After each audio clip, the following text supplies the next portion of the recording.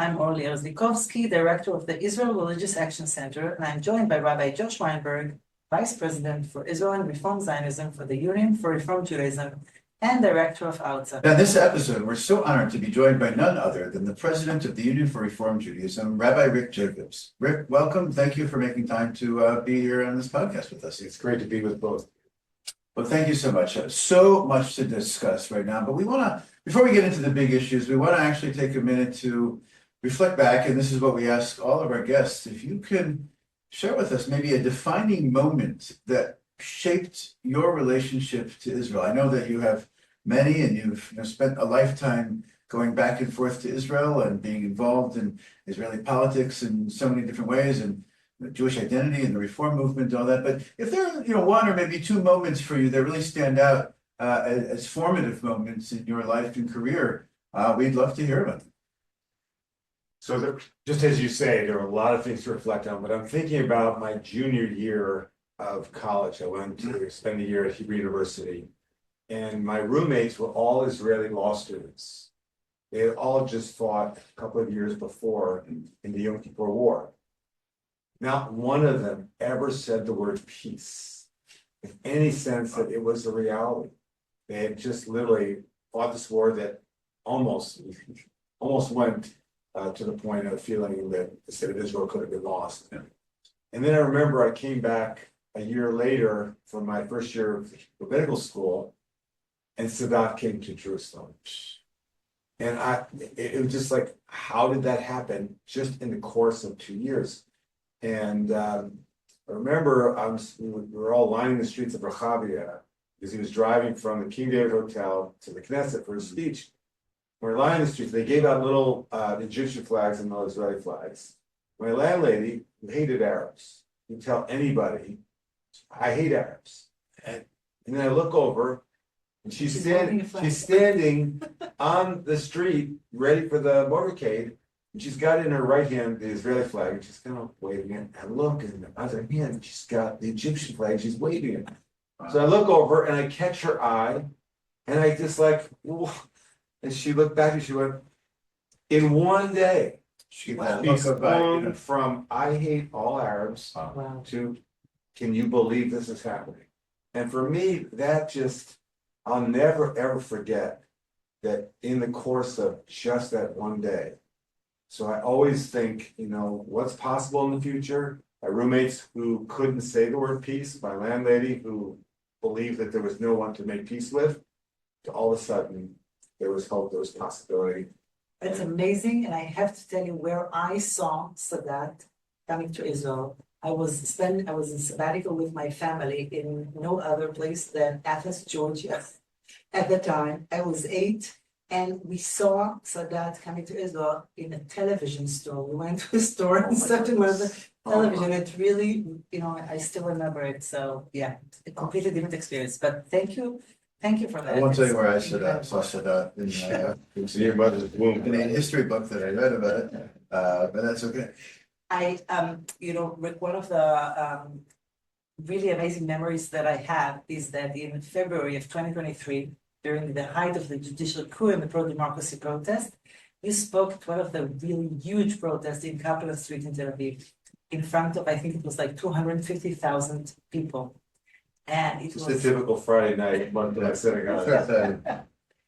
And I remember that after you gave a speech, we went, from sort of the platform, and we went to catch a cab, and you were stopped by a few Israelis who told you, oh my God, Toda, thank you so much for that voice.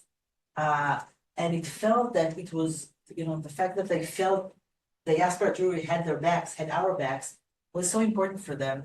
And I think we saw it also at the Extraordinary Zionist Congress we had a little later. I think it was April of 2023, when a lot of people from outside of Israel joined us in the protest, and people felt so invigorated by, oh my God, we are not alone. We are with you, and I think this voice of North American Jewry is so important for the local camp in Israel. Definitely now, because we have been going through such a difficult time. And I want you to ask, how do you feel about that? Well, first of all, I will never forget that that Moshe Shabbat you were with me. It was very important. You both were with me. And I felt such a surge of confidence from you that this was the right thing to do. I was the first diaspora Jew to speak at Kaplan, and it felt overwhelming to look out. And what you described was actually surprising to me. You don't know how you'll be received. You never have certainty. And when we were leaving, and those random people just stopped and said, thank you to God. And like, wow. And for me, I always feel this deep connection. And sometimes I feel with Israelis, they're not as necessarily connected to the diaspora. They like that we're connected to Israel, but that it doesn't always feel like a two-way street. And I think we have really begun deep in the two-way street, which is to say, first of all, we're going through quite a difficult time here in North America. And I found, early in the war, when I would get to Israel, the people would say, what's happening at the Khampusim? And I'd look at them and go, excuse me, you're at war. People are dying every, minute. Can we talk about the Khampusim later? First, we have to just find out, how are you? How's your family? But the worry about our well-being was genuine. And there was, in some ways, more fear, like what was going on, that American Jewry was going through such a flood of anti-Semitism and the hate about Israel. So I just feel like we're in a different place. I think, a couple of years ago, people would come here to have an enjoyable time. And it wasn't to engage with us. And when we went to Israel, it was to engage with our people. So I feel like we're in a better place now, but the world is in a more difficult place. Yeah, well, I want to pick up on that exactly, and talking about anti-Semitism, talking about how each community sees the other right now and expresses concern, and it's a very Jewish experience, of course, to be sitting in a cafe in Tel Aviv, minutes after a siren goes off, and the waitress asks you, "Well, oh my gosh, isn't it dangerous to be in New York right now?" And what? Let's talk about it, but. There's no question that there has been a rise in anti-Semitism, and that we feel it in our communities and in our congregations, even across North America. Of course, we would be remiss without pausing and sending our love and our thoughts to the Jewish community in Australia right now after such a horrific attack. But I'm curious about how these things move into one another, the boundaries between anti-Semitism, anti-Zionism, those who are anti-Israel or taking up the Palestinian cause. And I think it's a question that North American Jewry is really struggling with and wrestling with right now. How do you see this playing out in the reform movement right now? And how are we helping, how can we help better navigate some of these big questions where it comes to what is anti-Semitic, not necessarily clear definitions, but just sort of some bigger guidelines in how to think about it. I think we still get so tripped up on something that seems so simple and obvious, which is to criticize policies of the state of Israel. It's not only permitted, it's required. We do it here. We do it from a place of, I am a patriotic American. I feel very connected to this place. And because of that, I lean in when there are things going on that I find objectionable. That we're not only allowed to do that in Israel, but we're required. I think that's still something that a lot of American Jews are wrestling with. And I think for me, can I tell a defining story for me? I was speaking at a very liberal college. And we got to the Q&A. I'd given a public talk. We had students, faculty, and I get to the Q&A, and a woman raised her hand for the first question, and she's wearing a hijab.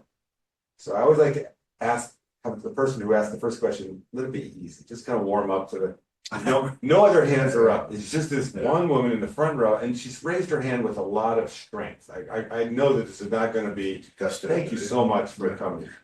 So she stands up, she says, Rabbi Jacobs, are you a Zionist? I said 100%. She sits down. She's very upset. I imagine there's smoke coming out of her ears. I said, well, I think you want to ask me another question. She says, well, I don't want to ask you any more questions. I said, no, I think you do. She said, what question do I want to ask you? I said, you want to ask me if I support the rights and dignity of Palestinians. This is like in front of hundreds of people. She said, well, why would I ask you that? You just told me you were a Zionist. I said, ask me. So she asked me. And I said, of course. Why did you think it was required that you would have to be one or the other? But here's the key. I sat with the Jewish students in the Jewish Student Union afterwards, and they, as a group, said, are you allowed to say what you said to that woman?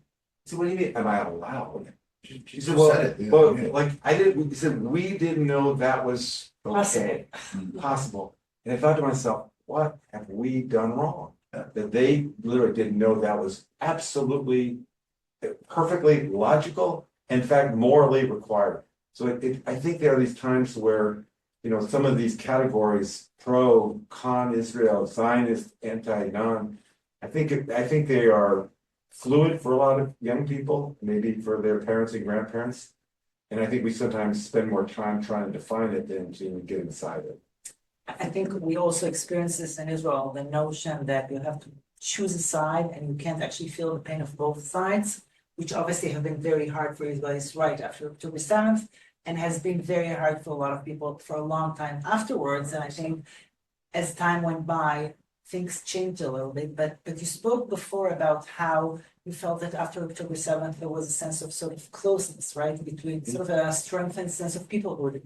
And I totally agree. I think for the first time, a lot of Israelis, and Josh, you mentioned this too, discovered that there is anti-Semitism outside of Israel, especially in North America.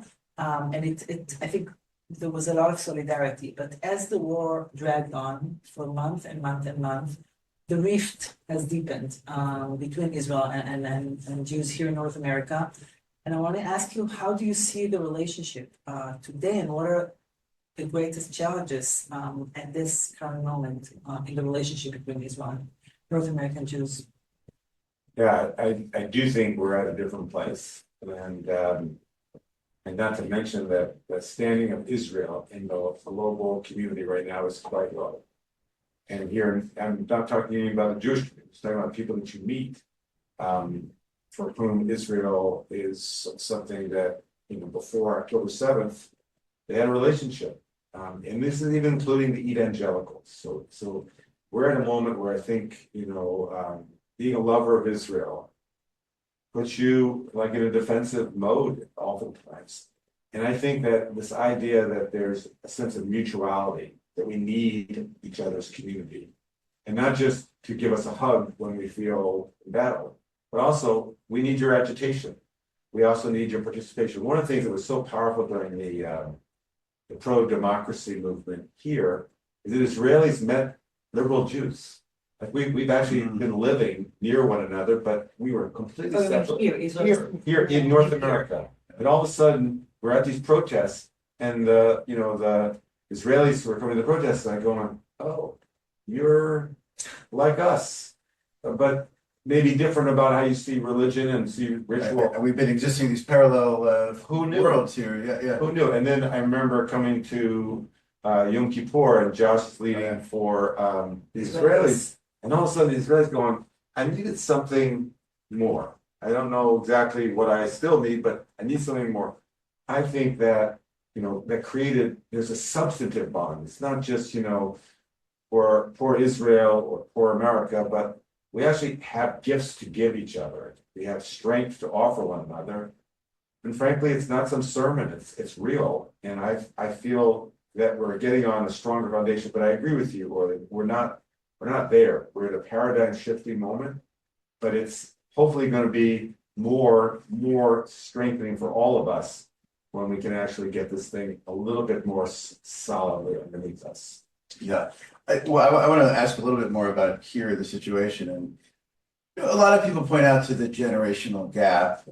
We heard from some colleagues actually who say, sometimes it's the young people who are more Zionist and pro-Israel, and sometimes it's the older generation that's actually quite critical and disturbed or perturbed or actually distancing themselves. So it's not necessarily, along those lines. But I'm thinking back to some of the conversations we had with some of our young people early on, November, December of 2023, after some really challenging actions taken, towards us. And, I'm sort of wondering how you see that play out both, in the movement and, you visited some of our camps and talked to some of our students. And, I don't know if sometimes they're literally our kids. And it's not easy. It's still hard, but I think early in the war, weeks into the war, it felt we were at a breaking point. On some level, to not have some deep empathy for what happened on October 7th to the Jewish people, like that was unimaginable to me. Yeah. And I remember at the end of October, I came to Israel, my first trip since the war started, and gave a Devar Torah in one of our synagogues. And I think I spoke for 15 minutes. 14 minutes were about how deeply our solidarity was, how we're here to express love. And then in the last 30 seconds, somewhere I talked about Palestinians getting caught innocent Palestinians in Gaza. And a number of people came up to me after and said, I can't believe that Devar Torah. What were you talking about? I said, I spoke for literally 14 minutes. 98% of the one, and they said, we're not ready to hear anything. Yeah. And that was, okay, that's the end of October. I get that. But even a year later, it would still be a response to Israel. And I just thought, we're existing in a different reality. So I think some of the question about the young people, it was surprising how Israelis were, totally focused. And a lot of these young, and I agree with you, not all of them were young, some of their parents and some of their grandparents, but they were more focused. They couldn't see this other part. And when does it get a little bit more balanced and somehow in the dynamic tension? Because to me, to be morally responsible in these moments, it's not either or. It's I have actually a moral claim to be sensitive to my people going through hell. At the same time, I can't just say, well, Palestinians get caught in the crossfire. That's what happens. And I think that was like the thing that was so hard to deal with here and when I was in Israel. We are in different realities. Yeah, I'm just thinking about the reform movement here a little bit. I feel like sometimes people have impressions about what they think the reform movement is and what it's not. You've been all over the place in so many different congregations over the past, 2 years. Give everyone a sense about how this is playing out in our congregations and, rabbis speaking from the pulpit and just, you walk into a building and you feel like sometimes you're in Hostage Square in Tel Aviv, but you're actually at a congregation here in New Jersey or in Chicago or wherever. What's been your impression just, in being out there? Well, first of all, I think in the last 2 years, I don't think I visited a synagogue in our movement. I visited hundreds. Yeah. It didn't have something physical to symbolize the hostages and didn't pray for the hostages and for maybe that Israel and some also for the chayalim, for the soldiers. Yeah. And people would say, well, is that a common thing? And I would say it is common, it is almost universal. Standard, right? Almost universal. And I also know that I found dissenters in the midst of it. I was going to one of our congregations and I got an email from somebody I didn't know and said, you may not come to my synagogue and make me feel uncomfortable. So you may not speak about Israel when you come to my temple. I said, I don't know this person. So I responded, I said, I got to tell you, we're literally 2 months into the war. If I don't say something about Israel, I will be guilty of malpractice. Yeah. I said, well, here's my plan. I'm going to talk about Israel. I hope I talk about it in a way that you can hear and that you'll stay for a few minutes after the talk. At the Oneg Shabbat, please find me. I had no idea who this person was, what they looked like. I'm giving my Devar Torah. I'm looking around trying to find, because I figure I'll spot this person. I'm looking around. I have literally no idea. And the person I thought was No, you turned out to be the treasurer. So I'm at the ONIC and I'm waiting around like somebody's on like a date, doesn't know. Like a blind date. And all of a sudden, almost people are leaving. And this guy comes up to me and says, I go, you're still here? Yeah. I said, yeah, I'm still here. I said, can we sit and talk for a little bit? He said, we can. I said, first of all, thank you for staying. I don't want to say that it was easy, but can we? And we had a talk. And he said, my synagogue is so important to me. And I also feel quite out of sorts because I don't always feel like this community knows what I really think and that I can be me here. But he came and he was engaging. And I think He was willing to he listen. was willing to listen. And some have just said, I now have been exiled, so I won't come in. I think how we create a space that doesn't have us abdicate the strength. As a movement, we're a Zionist movement. Israeli flags are on our leaders. That's the way it is. And we're not going to apologize for that. But can we speak in a tone, in a way that knows that not everybody is 100% on board and some are not 50% on board? Can we hold our community together? I think it's an open question. I'm not sure. Some places we're doing better than others. But it's a really hard moment. Yeah. And it's echoed in our right-left kind of polarization around American politics or Canadian politics, the same. I think this is a pretty seminal moment for us to get some new skills to hold community together without, again, if you just say we doesn't matter what you think, we're completely neutral, but that's not a Jewish community. But can we actually have a point of view, have strength to it, but also leave that there's room for others to be in community, even with a very significant dissent. It's interesting because obviously I think a lot of Israeli rabbis have the same problems of what to talk from the pulpit, a lot of political divisive issues that are on the minds of many of our rabbis and congregations. I wanted to ask you, you've spent you've been so many times in Israel, definitely the last few years, but before as well. And I wanted to ask you, what do you think Israelis don't know about American Jews? And what do you think American Jews don't know enough about Israelis? As someone who was really, well versed in both worlds. Yeah, it's a great question. I keep getting. It's actually Josh's question. Well, he's usually pretty. You're deepening the dialogue Yeah. here. He's usually pretty thoughtful too. Yeah. Well, there's that line from last week's parsha that we're now. I'm referring to, kind of the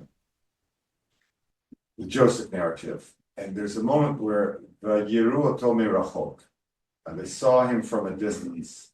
And I think we have been seeing each other from a distance. But when you're actually you're there, you see things that you wouldn't notice from far away. And I think a lot of Israelis have like some notion that American Jewry is literally on its last leg. And in a couple hours it'll be gone. They're so flimsy in their connection to Judaism, so flimsy they're going there's not a real there. And I always like to say to particularly Israeli politicians, you know what? Here's the thing. We actually are quite strong. We have our challenges. You should come experience what it is that we are about. And we also feel that we give and get something from our people of Israel. I think a lot of American Jews and Canadian Jews, a little less so, they are stronger, I think, in their attachment. A lot of folks just see a mass and it's colored by the governmental things. They don't know Orly Erez-Likhovski exists. They don't know that people who think and act and lead the way you do are there. It's got to be all people who are saying, we're all, one with the government. So I think to actually come and to realize that Israelis come in every shape and color, and they're all over the political map, they're all over the Jewish map. And all of a sudden you find your people and you say, I found people who are really in their worldview very much like me. I think that happens when you're up close. And with our young people, I love when the 16-year-old is like all of a sudden like realizing this place called Israel is not a place, it's actually a community, and I am a part of it. it's always amazing. I sat behind an Israeli family at one of our congregations in New York City, and they were like, they were here on a tourism trip, and they were talking before the service. And I'm going, well, I don't know. What and they were like talking in Hebrew, kind of like, we're not going to like this, and we don't have to stay the whole time. And where are we going to forget? Like, and so I just, sometimes I feel like You turned around and told them, I understand everything you're saying. I know, but I said, but I answered. I said, here's the thought. You're here. Thank you. It's a wonderful community. I think you may find that engaging, and we're really happy that you're here. If I can be of help in any way, and they're looking at me like, dude, mind your own business. I mean, where you came, but we didn't look for like a life coach here. But at the end, you could see that this family, like something, the Asimon, I don't know, you're not old enough to remember the Of Asimon. course I know enough to The remember. Asimon, the Asimon fell. Yeah. And this was a really engaging, frankly, very meaningful experience. And I felt like we won a small victory, and I think it happens not every time, it happens a lot, but you have to actually, as an Israeli, you got to show up. Can't. So yeah, I completely agree, and I think for many, many Israelis, when they come to the States, usually for long periods of time, and they suddenly see the light, they see a different kind of Judaism, which is so different from the Judaism they have been educated and presented with in Israel, and they're like, oh my God, there could be liberal Judaism, and I'm saying, hello, we're here, you have this back home, but you didn't know, because it's so different here. So I think for many Israelis, it's an eye-opener, and I think we need more and more politicians and mayors and journalists come from Israel to hear and see what a liberal, thriving Judaism is. And on the other hand, I think like the other side, for Americans, especially for young Americans, like you mentioned, young American Jews, the fact that we are now facing similar threats to our democracy and similar social justice struggles would maybe reconnect young American Jews to Israel. Yes, we say, what's your strategy? Yeah. Are you just feeling, scared what's happening? You should, when people watch from here and watch Israelis showing up at protests, like, wow, you're really, kind of courageous to get out there. So let's actually share each other's experience. Well, this was really, important for you, not so much here. I think a lot of our folks have drawn strength from watching the surge of love, and also see you all wrapped in your Israeli flags. We were having a conversation with a group of activists yesterday. They said, can we do with the American flag what the Israelis have done with the Israeli flag, which is to take back patriotism? Why do you get patriotism, and what do we get? We get like we're anti? Which, the American flag had a little bit more of a right-wing conservative connotation here, right? If someone, puts it out and. Well, a little bit like a flag day, the folks who would march through the old city, the Muslim. Okay, fair. All right. See, but that was a comparison I made even to the word Zionist. I could say like, well, it's a longer story, but I think it's an important metaphor there, an important example of using in terms of American activists learning from Israeli activists and vice versa. I think we're coming down to the end of our time. Call it the ninth inning, or we're at the ninth inning. We're at the the katishim of the soccer match. There we go. We're at Aleinu. Maybe we'll just we've been asking everyone a little bit about a day that was also so challenging for us. Let's talk about hope a little bit.